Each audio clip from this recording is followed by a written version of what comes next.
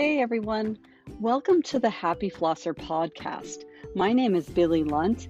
I am your host, and I am here to talk to you about all things dental hygiene to support you on your journey through the dental hygiene program. Welcome, so glad to have you.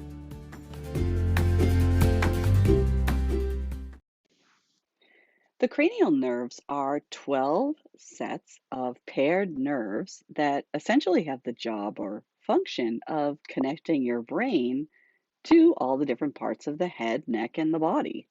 The cranial nerves are noted using Roman numerals and are also noted based on their location from anterior to the posterior portions of the body. Cranial nerve number 1, for example, is the olfactory nerve, and it is noted as number 1 due to it being the most anterior or in the most frontal location of the body. The function of the cranial nerves are divided into two categories, either sensory or motor. So sensory nerves are responsible for things like touch and smell and hearing, and motor nerves are responsible for things like movement and controlling things like the functions or the movement of muscles or functions of glands. In this episode, we're going to review all the cranial nerves and go over the sensory or motor function of each one of those cranial nerves, as well as some of the ways that can help you remember this content. Hey, are you in dental hygiene school or just got your acceptance letter and just started dental hygiene school and you're worried about how you're going to fit it all in, what the evaluations are like, what the key strategies you need to set up in order to be successful? You don't want to have worked all this time to get accepted into dental hygiene school only to make some pretty major errors in your first and second semester. I've put together a course that will really help you set yourself straight right out of the gate and get yourself started on the right foot in dental hygiene school. Whether or not you're just entering school or you've done your prerequisites and you're just well on your way halfway through, this course is designed to help get you straight and keep you straight so that you can become a dental hygienist. Click the link in the show notes and check it out.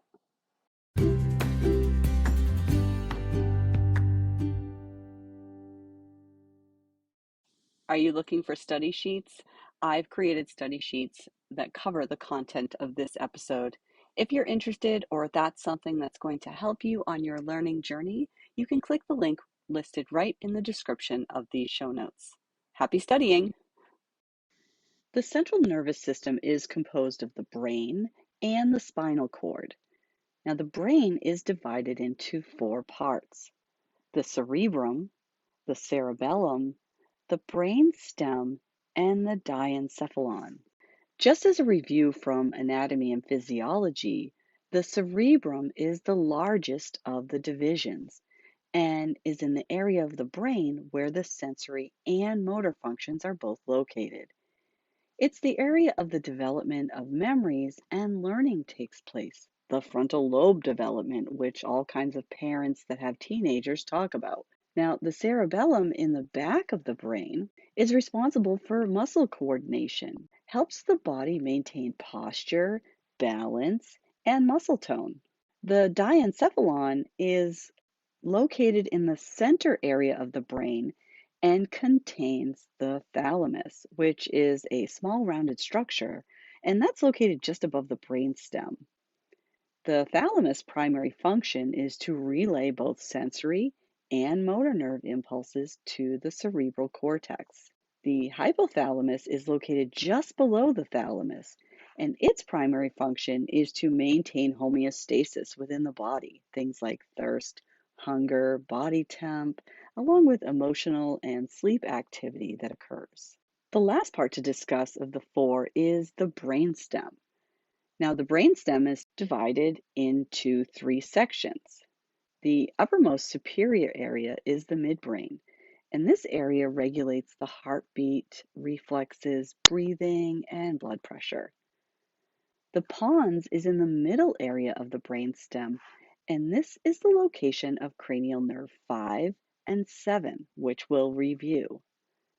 The medulla is located in the most inferior area of the brainstem, and it functions as a relay station for things like hearing, vision, and motor function. Now, the peripheral nervous system includes all the nerves that stretch between the central nervous system, right? The central nervous system is in the center, and the peripheral nervous system branches away from the center, okay? The peripheral nervous system stretches between that central nervous system and the receptors, muscles, and glands throughout the body.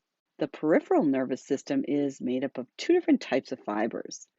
Afferent fibers, which, starting with the letter A, carry information from the periphery of the body to the spinal cord and brain. Now, efferent fibers carry information away from the brain and the spinal cord to the periphery of the body. Efferent, starting with E, exit, away. So you touch something hot with your finger. An afferent fiber carries the signal to the brain that there is a thermal change. This information is processed by the brain, and then the efferent fiber carries the information to the periphery of the body, telling the hand to move away from the hot area. So the efferent fiber sent the email to create the action. I hope that makes sense. The peripheral nervous system is divided into two major divisions, the somatic and the autonomic nervous system. Now, as a quick review, the somatic nervous systems are conscious bodily functions. The sensory information is processed by the central nervous system in the pons area of the brainstem. Now, the autonomic nervous system operates without any conscious control, things like breathing, and this includes both motor and sensory neurons. For our studies, we're going to focus on the ganglion that lie on the outside of the spinal cord. Now, the ganglion is defined as an accumulation of neuron cell bodies or relay stations or communication sites for synapse between two nerves. When we discuss or learn about the autonomic nervous system, it's important to remember that it divides into the two systems, the sympathetic and the parasympathetic systems. Now, a quick way to remember the sympathetic nervous system is fight or flight. There's an increase in the heartbeat and respirations. Now, the parasympathetic nervous system is rest or digest. It acts to return the body to normal conditions and aids in digestion. One important key point to know is that the parasympathetic fibers and the neuron cell bodies that are located in that head and neck region can be either preganglionic, which means that the neuron transmits before it enters the ganglion, or it can be postganglionic, which means that the neuron transmits after entering the ganglion. And that's an important distinction. Starting with cranial nerve number 1, the olfactory nerve. Now, this is a sensory nerve which is responsible for transmitting information to your brain about smells that you're exposed to. So, when you breathe in molecules that have a smell to them, they transmit through the roof of the mouth into the nasal cavity, into the lining of the olfactory epithelium. And when this occurs, a nerve impulse is generated, which will then run to your olfactory bulb. The olfactory bulb is transmitting the nerve impulse down the olfactory tract just below the frontal lobe of the brain. And what's cool about this, which makes it easier to remember, is that certain smells are connected to experiences in your life. Mom's cooking, your boyfriend or husband's cologne, things like that. These nerve signals end up in the memory area of your frontal lobe attached to memory. So when you are repeatedly exposed to that smell again, our memory makes the connection between that smell and that situation, which is really neat.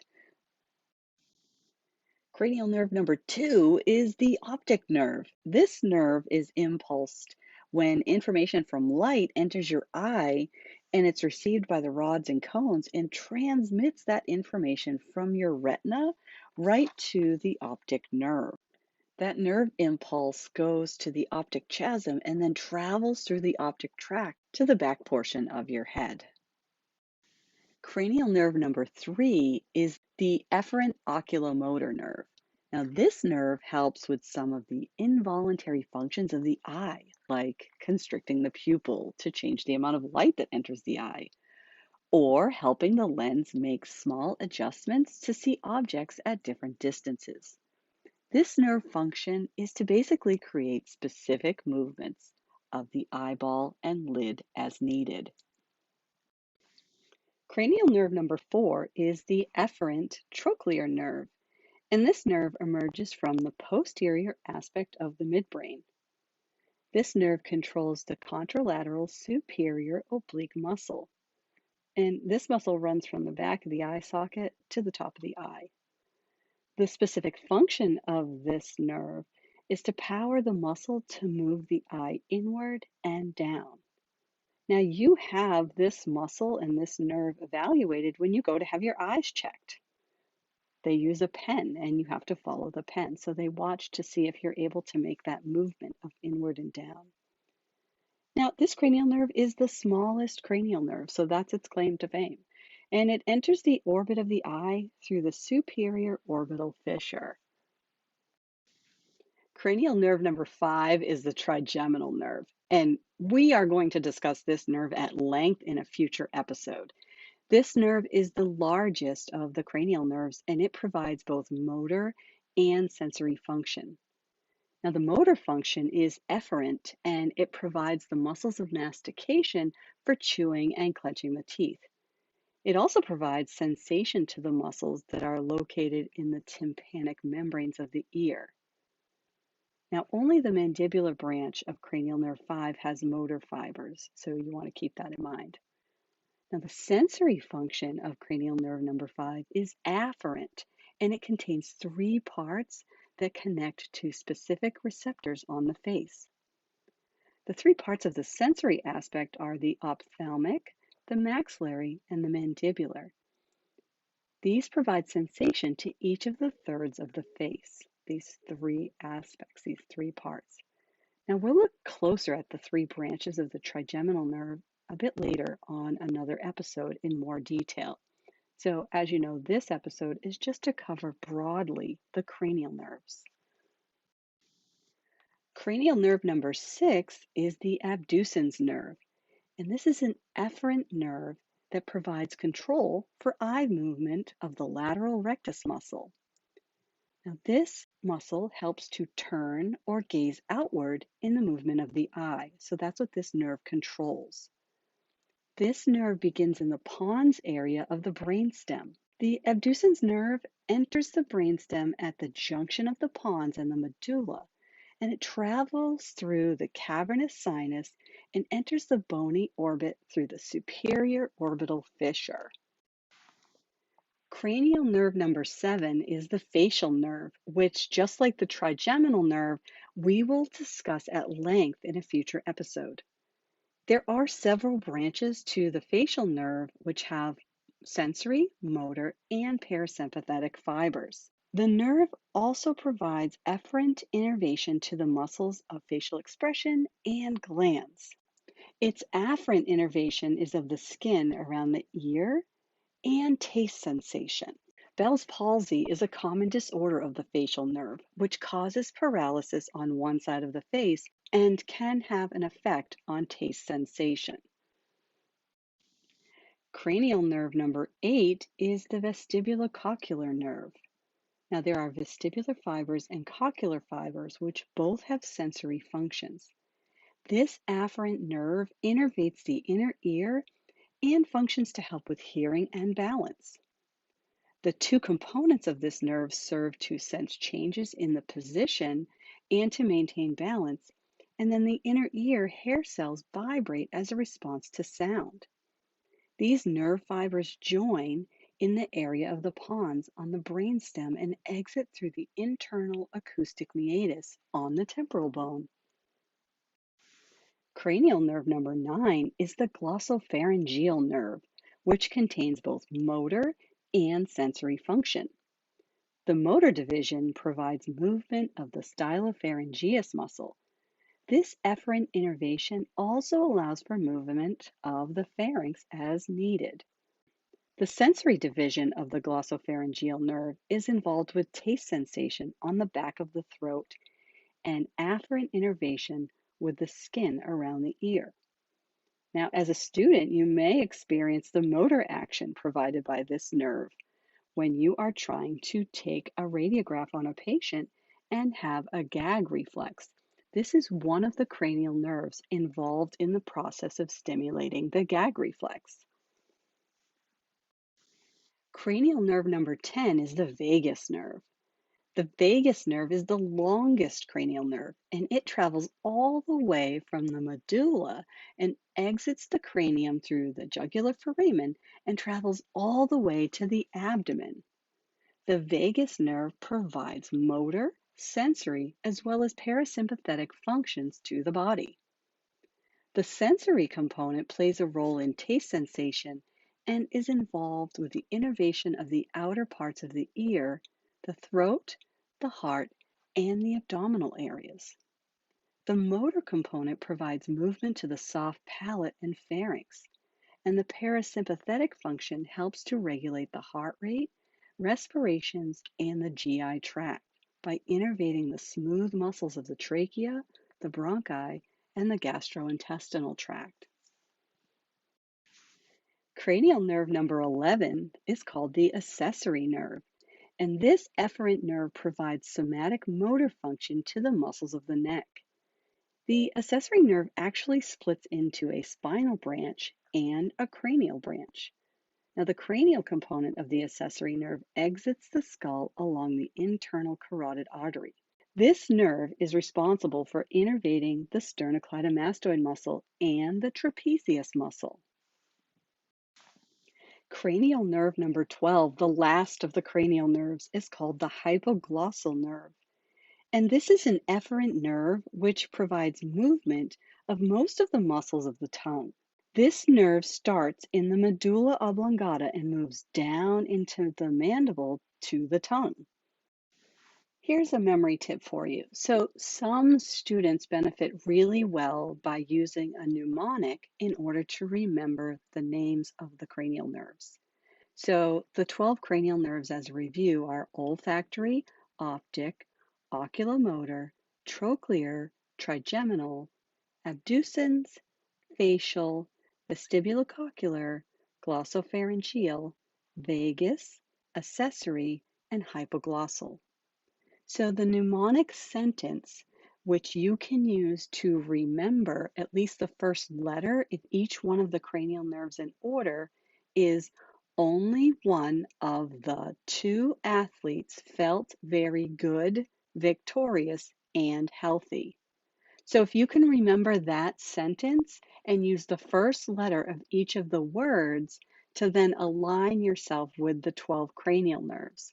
So only one of the two athletes felt very good, victorious, and healthy.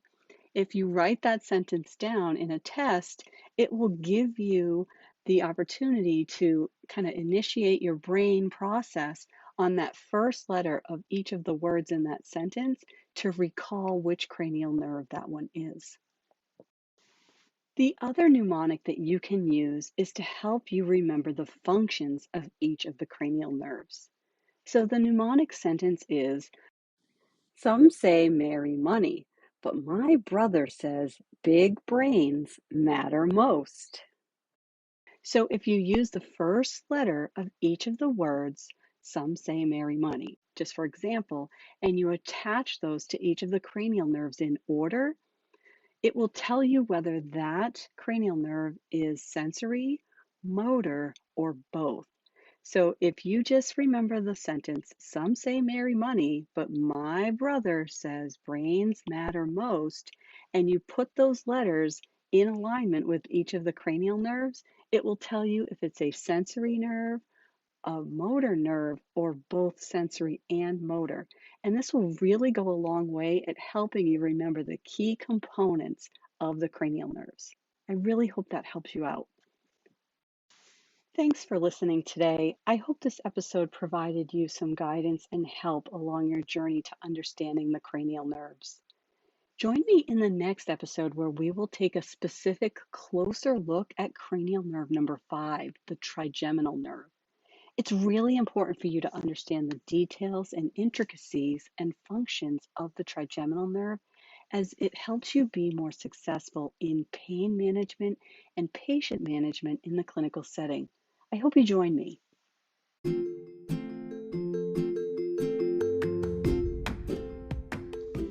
I would invite you to ask any questions at all that you need answered.